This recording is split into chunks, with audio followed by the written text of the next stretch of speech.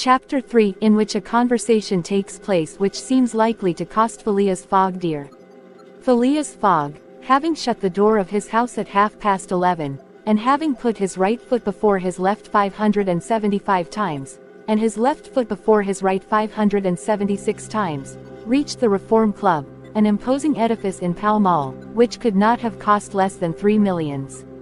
He repaired at once to the dining room, the 9 windows of which open upon a tasteful garden, where the trees were already gilded with an autumn coloring, and took his place at the habitual table, the cover of which had already been laid for him.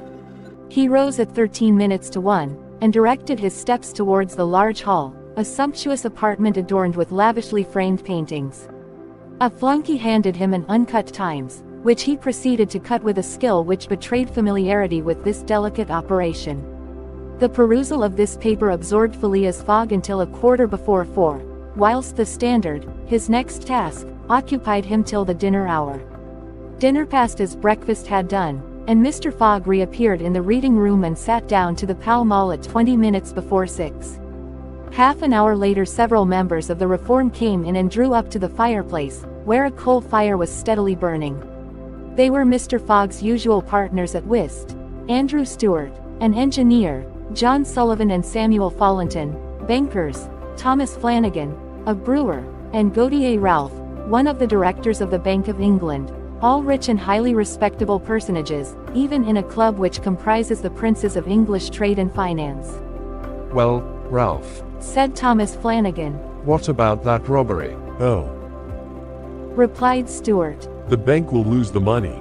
On the contrary, Broke in Ralph. I hope we may put our hands on the robber. Skillful detectives have been sent to all the principal ports of America and the continent, and he'll be a clever fellow if he slips through their fingers. "But have you got the robber's description?"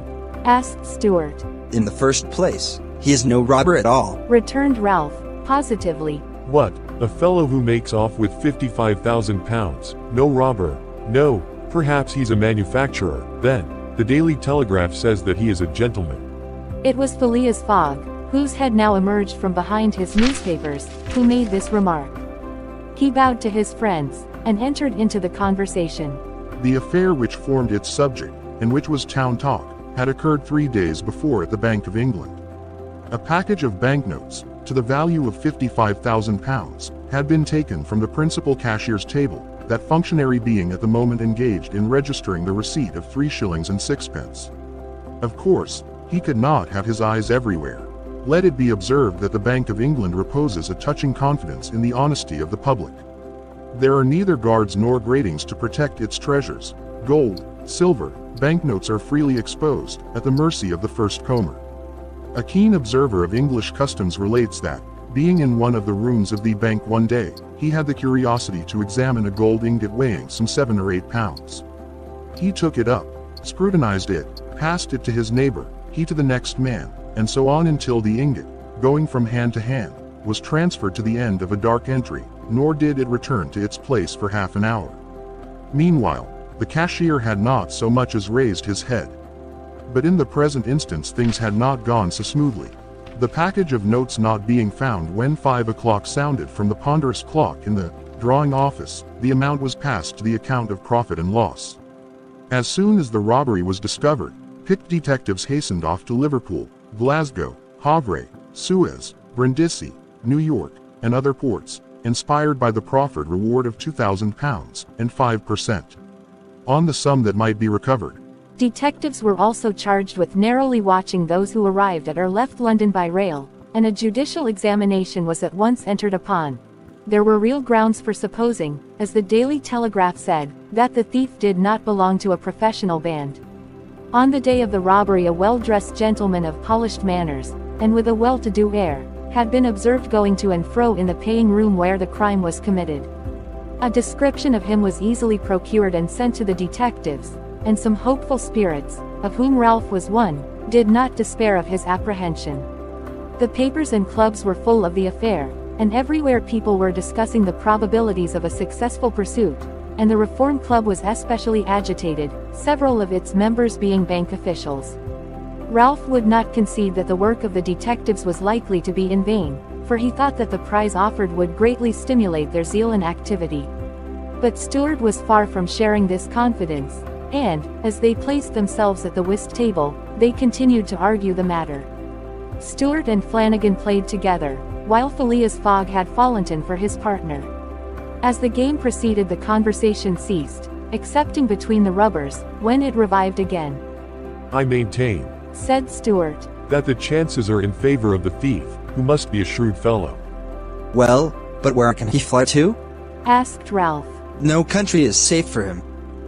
Pshaw. Where could he go, then? Oh, I don't know that. The world is big enough. It was once. Said Phileas Fogg, in a low tone. Cut, sir. He added, handing the cards to Thomas Flanagan.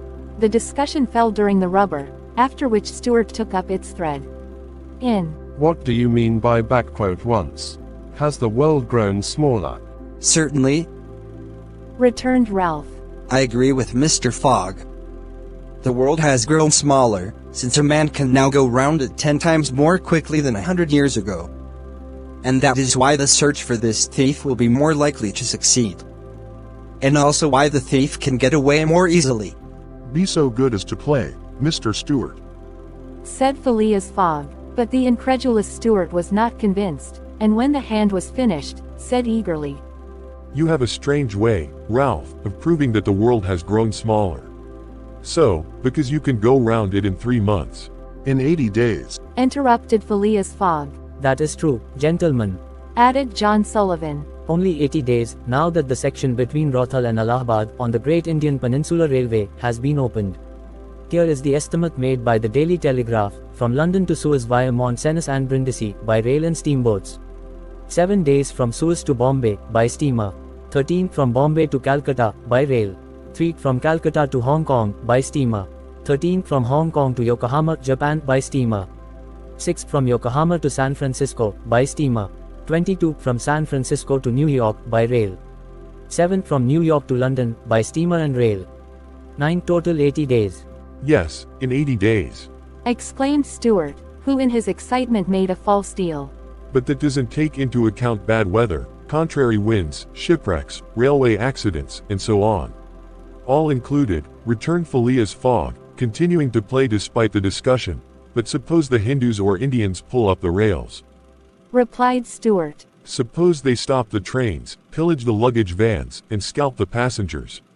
All included. Calmly retorted Fogg, adding, as he threw down the cards. 2 trumps. Stuart, whose turn it was to deal, gathered them up, and went on. You are right, theoretically, Mr. Fogg, but practically. I'd like to see you do it in 80 days. It depends on you. Shall we go? Heaven preserve me. But I would wager £4,000 that such a journey, made under these conditions, is impossible. Quite possible. On the contrary, returned Mr. Fogg. Well, make it, then, the journey round the world in 80 days. Yes. I should like nothing better. When? At once. Only I warn you that I shall do it at your expense. It's absurd. Cried Stuart, who was beginning to be annoyed at the persistency of his friend. Come, let's go on with the game. Deal over again, then.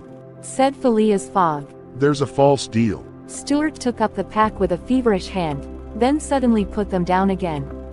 Well, Mr. Fogg, said he. It shall be so. I will wager the 4,000 on it.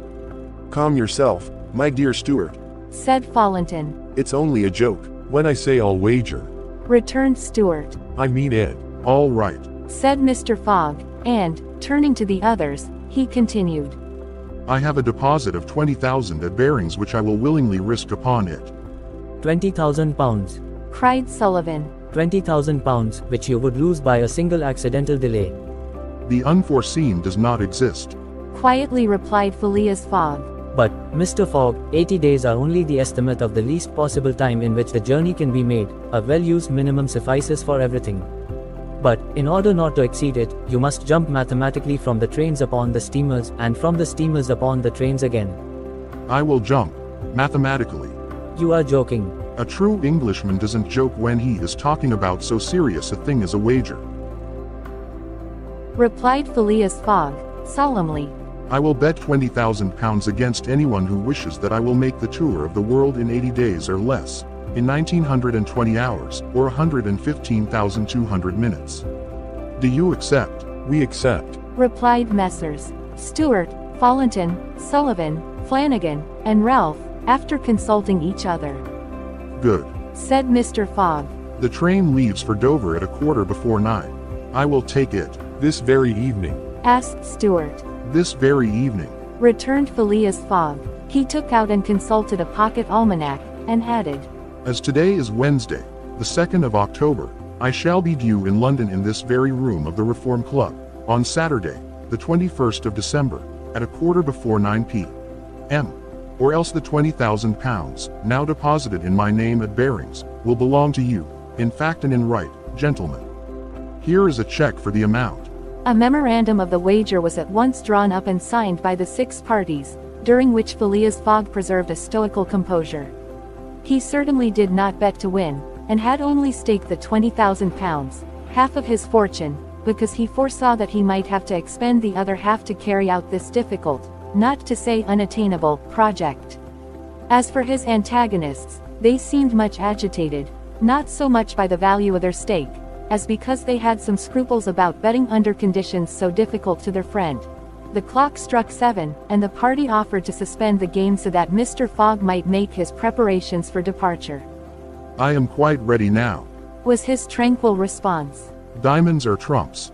Be so good as to play, gentlemen.